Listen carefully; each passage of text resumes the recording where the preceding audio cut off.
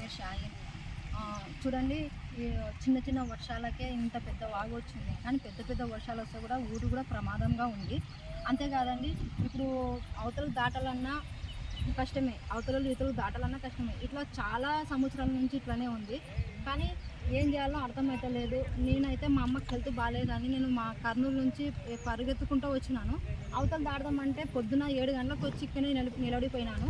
ఇంతవరకు అవతలు దాటనీకే లేదు. మా అమ్మ పరిస్థితి ఎట్లా ఉందనేది నాకు అర్థమవుతలేదు. మా అమ్మది ఒక్కటే కాదు, చాలామంది పరిస్థితులు ఆరోగ్యంతో అవతల బాధపడుతున్నారు. అవతలకి దాటనీక లేదు, ఇవతలకు పోనీక లేదు, ఏ వెహికల్స్ రానీక లేదని చాలా ఇబ్బంది పడుతున్నారు.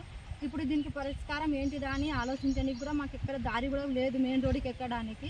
ఒకవేళ మెయిన్ రోడ్డుకి ఎక్కుదామంటే కూడా ఎక్కడ దారి కూడా లేవు, అన్నీ మూసుకుపోయినాయి. ఇదొక్క దారి తప్పనిచ్చి మెయిన్ రోడ్డుకి ఇంకా వేరే దారి లేదు ఈ ఊరికి తప్ప. ఈ ఊరికి ఎక్కడ